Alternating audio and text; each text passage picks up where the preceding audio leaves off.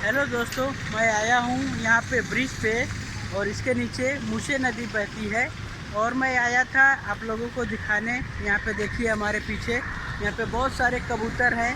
तो इन कबूतरों के बीच में आने में अच्छा लगता है। कभी कभी संडे रहता है, जैसे आज संडे का दिन है, तो मैं इनके बीच कभी कभी समय बिताने के लिए चला आता हूँ, क्योंकि नेचर के बीच में रहना अच्छा लगता है मुझे। और इस तरह से देख सकते हैं हमारे पीछे कितने कबूतरें हैं। एक साथ हज़ारों हज़ार कबूतरें इस तरह से उड़ते रहते हैं, दाना खाते रहते हैं। बहुत सारे लोग यहाँ पे आते हैं, दाना खिलाते हैं। तो दोस्तों चलिए हम आगे दिखाते हैं इनको। मेरे हिसाब से यहाँ पे जितने कबूतर दिख रहे हैं ये हज़ारों की संख्या में। देखिए इस तरह से यहाँ पे लोग आते हैं, यहाँ पे दाना वगैरह खिलाते हैं इनको। और इनके बीच में आके बैठना, मैं अक्सर कभी कभी संडे के दिन आके यहाँ पे बैठ जाता हूँ इस तरह से। देखिए, और यहाँ पे भैया दाना बेच रहे हैं। लोग आते हैं यहाँ पे, दाना खरीदते हैं और इन कबूतरों के लिए दाना डालते हैं। तो ये सब देख को मन को काफ़ी सुकून मिलता है दोस्तों। यहाँ पे देखिए, ये देखिए कबूतर, ये देखिए कितने सारे कबूतर हैं यहाँ पे। ये देखिए कितने सारे कबूतर हैं यहाँ पे। और देखिए मैं आगे आप लोगों को दिखाता हूँ। यहाँ पे देखिए बहुत सारे लोग यहाँ पे कबूतरों की इस तरह से दाना खिलाते हैं सुबह सुबह आके। ये एक सुबह से आ जाते हैं और जब तक मतलब दिन नहीं डूबता तब तक ये इसी तरह से यहाँ पे इसी तरह से दाना खाते रहते हैं, उड़ते जाते हैं।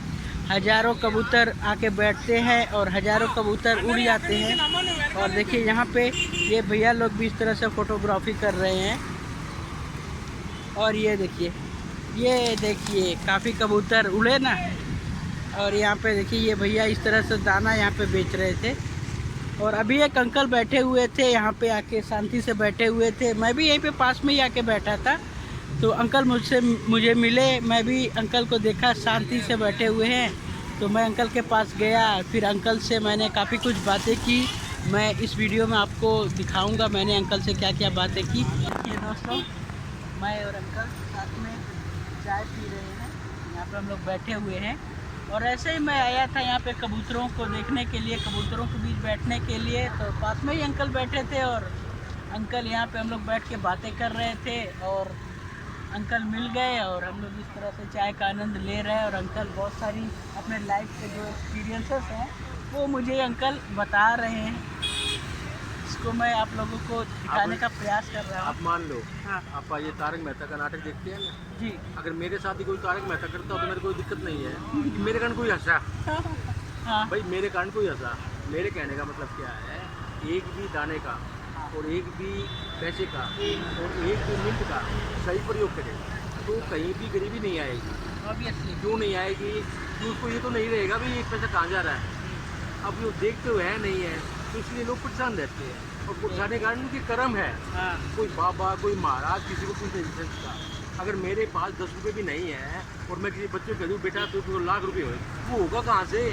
अरे मेरे पास होगा कोई, मैं दूंगा ना। ये फंडबाजी से सावधान रहो आप। कर्म को लेकर जहाँ तक आपने बोला, कि मेरा यही मानना है कि अगर आप अच्छे कर्म करोगे तो उसका अच्छा परिणाम अच्छा ही मिलेगा। अच्छा ही मिलेगा। ये नहीं है भले वो हो ही थोड़े जाएगा। देर से मिले, अरे लेकिन अगर आप बुरा करोगे, किसी का गलत करोगे, किसी के साथ अन्याय करोगे तो उसका परिणाम गलत ही होना मेरे है। कहने का मतलब, आप कितना भी पूजा पाठ कर लो, मंदिर में, मस्जिद में, चर्च में जाके भगवान को कितना भी प्रे कर लो, लेकिन उससे कुछ नहीं होगा। क्योंकि कर्म का जो फल है उसको भगवान को भी भोगना पड़ा, तो हम तो इंसान हैं। क्या अरे कहते हैं? भोगना पड़ा। मैं ये बात के लिए एक उसका धार पकड़ लिया आपने कि भाई भगवान ने करना पड़ा। अरे मैं ये कह रहा हूँ, अगर आप बैंक में इन्वेस्टमेंट कर रहे हो हाँ और हर महीने आप पैसे भर रहे हो और 20 साल बाद आप निकालते हो तो आपको इंटरेस्ट सर्विस मिलता है या नहीं मिलता है? मिलता है। और फिर आपने कहो नहीं ऐसा हो गया, अब आप उस पर लोन लेोगे, लोन पर लोन लेोगे तो तकलीफ आपको ही होगी ना। इसमें भगवान राम क्या करेगा? भगवान राम को तो पकड़ लिया।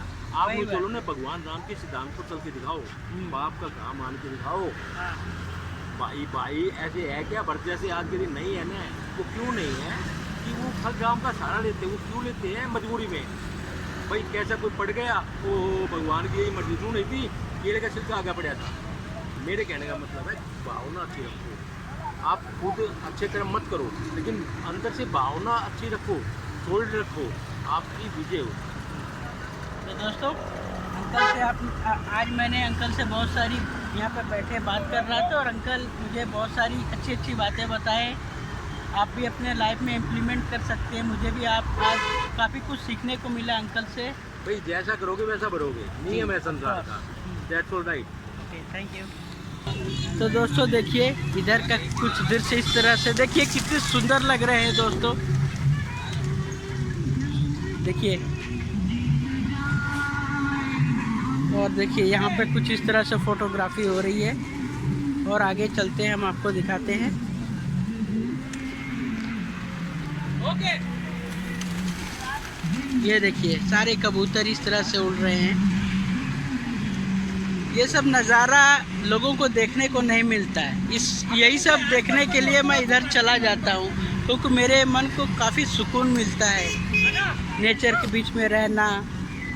ये पक्षियाँ देखिए, ये कबूतरें, ये देखिए, ये बच्चे आए तो सारे कबूतर उड़े। देखिए बच्चे दौड़ के कबूतरों को उड़ाने का प्रयास कर रहे हैं और काफ़ी कबूतर उड़ गए उधर। इधर देखिए, यहाँ भी जब भी मैं सुबह सुबह आता हूँ तो कुछ लोग अक्सर मिल जाते हैं वीडियोग्राफी, फ़ोटो खिंचाने के लिए, क्योंकि लोगों को अच्छा लगता है। ये सिर्फ मेरी बात नहीं है, मैक्सिमम लोगों को ये सब चीज़ें अच्छी लगती हैं। ये कबूतरों के बीच में आना, यहाँ पे बैठना, इनके साथ कुछ समय बिताना, मतलब जो जैसा है इनको देखना, मन में काफ़ी सुकून मिलता है इस तरह से ये सब नज़ारे देख के। दोस्तों ये जो ब्रिज है इसके नीचे मूसे नदी बहती है और यहीं पे ये वाला जो स्थान है, ये एकदम बिल्कुल सिटी कॉलेज के पास ही है। ये वाला जो स्पॉट है ये सिटी कॉलेज के एकदम पास है। और ये लोग देखिए इस तरह से यहाँ से फ़ोटोग्राफी कर रहे हैं।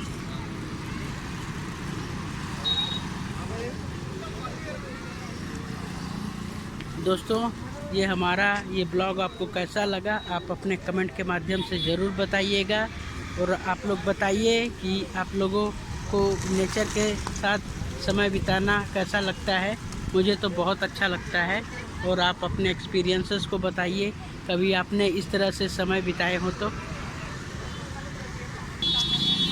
दोस्तों चलिए वीडियो को हम यहीं पे समाप्त करेंगे और मिलते हैं आपसे एक नए ब्लॉग में। तब तक के लिए बाय बाय, टेक केयर।